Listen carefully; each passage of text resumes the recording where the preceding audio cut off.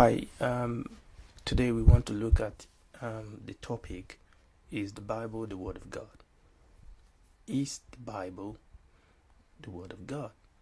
No other book, religious or secular, has ever gone through the conflict such as the Bible has been through. Whole kingdom, religion have tried to destroy the Bible, but it has weathered every storm. It still exists long after its enemy has passed off the scene of action. All kingdom and religion, as I said, have tried to destroy the Bible. They destroyed the Bible by mass incineration and infiltrated Bible theology with falsehood clothed in academic gown. Both literally and verbal propaganda were employed. When all failed, these crusaders resorted to physical assault, killing, and destroying the people of the book. Somebody somewhere must be afraid of the truth inherent in the Bible. A microscopic view of this propaganda of this Bible is not God's word campaign will reveal quickly that the real issue is not so much the Bible than it is Jesus Christ. It's not primarily anti-Bible, but rather antichrist. Jesus is the reason why the Bible is under such a tremendous attack. Jesus has become a controversial figure, not out of his own volition. He's become a revelation under dispute. In essence, the Bible has come under fire majorly because it houses what people consider to be unpopular, unwanted, unfavorable revelation of Jesus. If it is possible for the Bible to give up what people consider to be a strenuous revelation of Jesus and settle for a more tolerable and acceptable Jesus, it will immediately be spared further harassment and even be forgiven of other so-called errors. And you could see that trend in the world that we live. And this, removing the centrality of Jesus, is this spirit of Antichrist that will ultimately make room for the one world religion. This Antichrist spirit, and as such, anti-Bible crusade, is really nothing new. All seemed well and quiet until Jesus came on the scene of humanity. Since then, the kingdom of God has been enduring violent assault. Jesus, his apostles, his church down the ages suffered verbal, physical, and spiritual assault. However, it always invariably brings out the best of God through his people in all departments of life. Truth is vindicated rather than destroyed by fire of criticism. The Bible is so full of life and active, keener than the sharpest criticism. Any contact with it exposes every secret thought and motives. The very word they are said to destroy become a judge, scrutinizing the very design and purposes of their mind. The testimonies has always been that they that once persecuted the truth often ended up preaching the truth they once tried to destroy, often to the peril of their life. The Bible, Napoleon Bonaparte, a French emperor, said, is not being a book, but a living creature with a power that conquers all that oppose it. I will say that again. The Bible is no mere book, but a living creature with a power that conquers all that oppose it. Let's consider some facts about the Bible. The Bible, as a literal composition, is a divine library of 66 books. There are two main divisions: the Old Testament, made up of 39 books, and the New Testament, made up of 27 books. Now you need to understand that the word testament means a document disclosing the will of a person, a contract, an agreement, or a covenant between two contracting parties. You see, the Bible is not a specimen of God's skill as a writer or logician that would have made the Bible unacceptable and inaccessible to man. For as heavens are higher than the earth, so are God's thoughts higher than man's thought. Really, the Holy Bible is a book written for men by holy men whom God used to record his revelation as they spoke and wrote under the influence and inspiration of the Holy Spirit. The Bible is the very word of God in human language. The Holy Spirit used attention, reasoning, investigation, memory, logic, and all the faculties of the writer and speakers in speaking and writing the divine records of things past, present, and future. The Holy Spirit worked in and through their own spirit and preserved their individuality in their writing. The writers were indeed God's penmen. These 66 books of the Bible were written by over 40 different authors during a period over 1,500 years, and they all had one unbroken theme: the creation and the redemption of the human race by God through Jesus Christ. These books of the Bible were written by men from different walks of life, such as kings, priests, lawyers, shepherds, statesmen, musicians, poets, preachers, prophets, fishermen, farmers, tent makers, physicians, publicans, rich men and poor men, and so on. They were written in various lands of 3 continents, Europe, Asia, and Africa, and they were written in different ages and by men, many of whom never saw each other or knew what the other wrote on the same subject. Yet, when their writing became a book, there was not one contradiction among them. Nobody wrote something that did not agree with what everybody has written.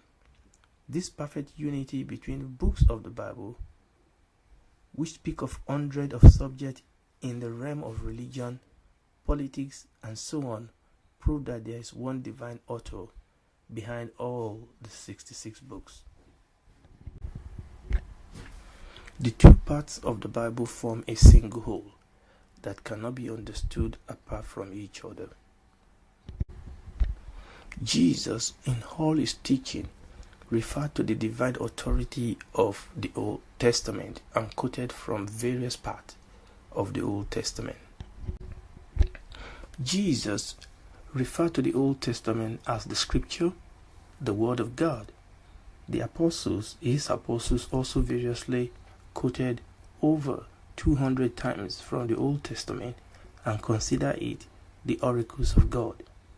The Old Testament in hundreds of places predicts the event of the New Testament. The New Testament fulfills and testifies of the authenticity of the Old Testament. Both the Old and the New Testaments put together is the Word of God. The expectation of the Old Testament is fulfilled at the coming of Christ, which is the theme of the New, and thus the two testaments form a single whole.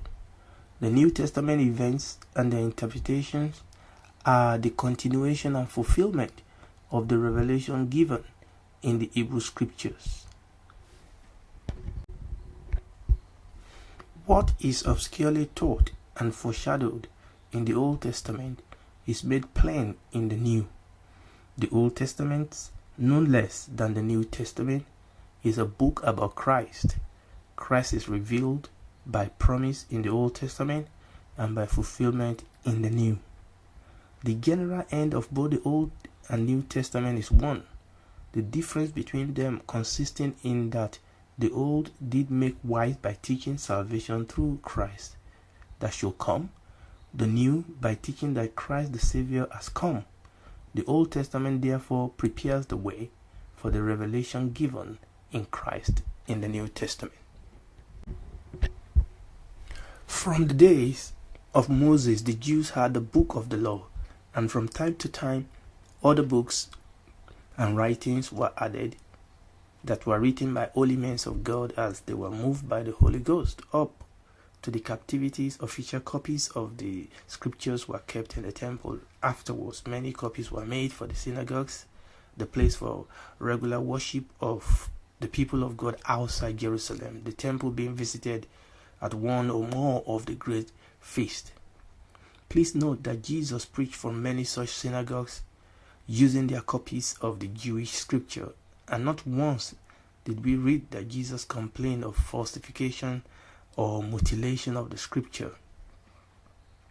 It is said that there were in the city of Jerusalem alone no less than 400 synagogues. The question is, how did all these copies of Jewish scripture, many of which Jesus authenticated as an itinerant preacher, how could they just have disappeared or get falsified without any historical record of such act? Scholars of ancient writings are willing to admit as genuine and authentic any ancient writing if 10 or more old copies of the original can be found. This is necessary because they realize that original manuscripts of ancient writings were done on perishable materials. Do you know that about 90 years ago we had only 550 manuscripts of the Bible collected by scholars? 30 years ago there were 1,700, and today there were well over 4,000. Not even one discovery has been made that is opposed to the overwhelming testimony regarding the antiquity of the Bible. They all confirm the integrity and the purity of the Bible. There are about 1,000 lectionaries of the Gospel and 300 lectionaries of the Acts and Epistles in existence. The lectionaries were lessons or portion of scripture from the Gospel and Epistles that were read in the early church. Do you know that if the New Testament were destroyed, all but only 11 verses of it could be collected again through the writing of the early church fathers of the first 3 centuries? Absolutely no ancient book, secular or religious, is preserved by so many ancient copies as the Bible. If anyone refuses to accept the Bible as God's word, it will not be on the basis of logical or intellectual reason, but rather a matter of your choice. You then stand responsible and accountable for your choice. So what about versions? What about errors in the Bible? Don't let anybody pull the wool over your eyes. The Bible versions are simply Bible translations. Why many translations? The need to present the message and the desire to state clearly and accurately the meaning of the original text gave birth to most of our current translations. We need to realize that the Old Testament was written in Hebrew, except for parts of Ezra and Daniel, which were in the vernacular Aramaic, and the New Testament was written in Greek. An earlier source of considerable difficulty in interpreting the original biblical text existed. This was due to the fact that there were no vowel points in the Old Hebrews. These were later supplied after 700 AD by Jewish scholars known as the Masoretes. The difficulty involved in expressing these ideas, bound up in one Greek word or phrases in an equivalent English word or phrase, are also often insurmountable.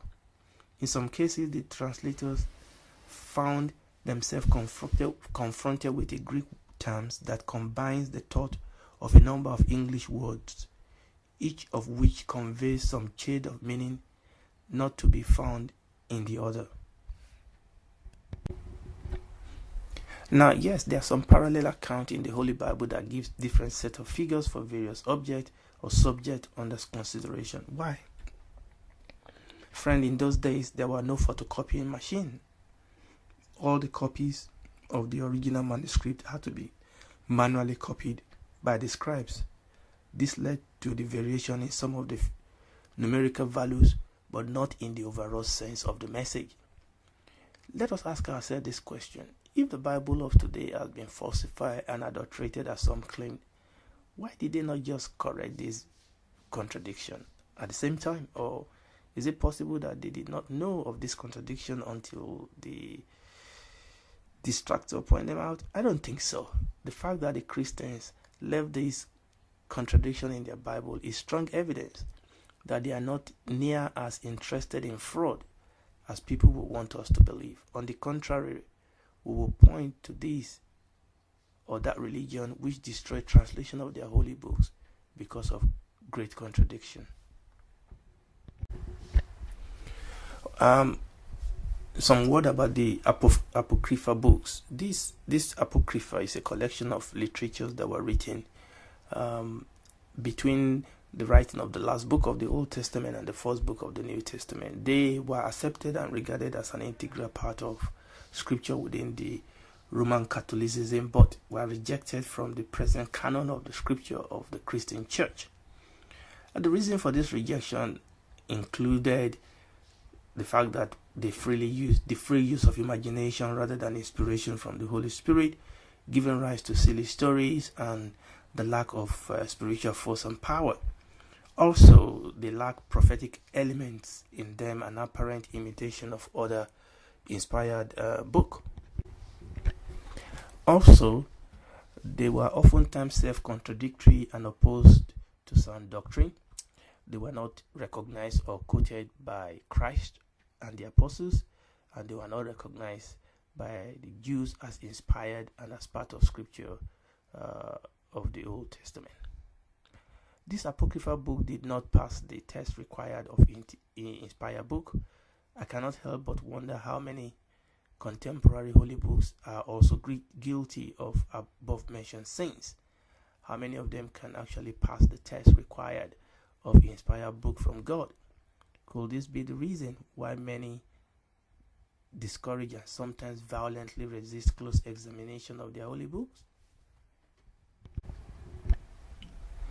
I want to suggest that you read through the Bible. Then you will find again and again that the material under your hand is alive. It will speak to your condition in the most unusual way. The word that God speaks is alive and full of power in action. It cuts better than any two-edged sword, piercing to the innermost part of man's being, detecting, scrutinizing, and exposing the very thought and motives of a man's heart. It is not the printed page of the Bible per se, but the Holy Spirit speaking and walking through the Bible. As you honestly acknowledge, accept, believe, and receive the Bible, you will begin to touch the power behind the book. That's the Spirit of God. In our days, shattered lives and hopes have been restored. Armed robbers, even former assassins, alcoholics, addicts of all kinds have been delivered from their bondage and given glorious second chance by receiving and trusting in the Bible. Hope has been restored to the hopeless, comfort to the sorrowful, strength to the weak, direction to the confused, help to the helpless, freedom to the imprisoned, peace to the troubled, healing to the sick, and deliverance to the captive, all through the power of God, unlocked and released by faith in the message of the Bible. Only infidels and skeptics, moral and spiritual rebels, and human wrecks of all kinds are the ones who refuse to accept the Bible as God-inspired word. Naturally, they reject it because it condemns all their activities and promises punishment in the end. History testifies to the fact that in those nations where the Bible's revelation is not known, there is a very low standard of living. Because of such imperfect knowledge, man's actual condition has been that of moral depravity and utter helplessness to cope with the evil forces and the higher demands of nature. While the Bible has made modern civilization, man's present trend of rejecting the Bible is fast destroying such civilization. Without the Bible, men will be in dense spiritual and moral darkness and in mental ignorance. believing pagan superstitions. Millions of lives has been enlightened and changed in every generation by the teaching of the Holy Bible. The Bible is a book full of prophecy. There are hundreds of prophecies spoken centuries before fulfillment, which excluded all human possibility of fulfillment. They are in such infinite detail as to be beyond all human power to predict. Friend, by prophecy we know that the same Jesus who was taken up from us into heaven will soon be back for his own, in the like manner as he was seen ascending into heaven. Are you ready to meet him? The Bible is the book that contains the mind of God, the state of man, the way of salvation, the doom of sinners, the happiness of believers. It contains light to direct you, food to support you, and comfort to cheer you. Christ is his grand subject. Our good is his design, and the glory of God is end. It should fill your memory, rule your heart, and guide your feet in the right path. Read it slowly, frequently, prayerfully, meditatively, searchingly, devotionally, and study it constantly, perseveringly, and industrially. Read it through and through until it becomes part of your being and generate faith that will move mountains. It is a mind of wealth, the source of health, and a world of pleasure. It is given to you in this life, will be open at the judgment, and will last forever. Thank you, and God bless you.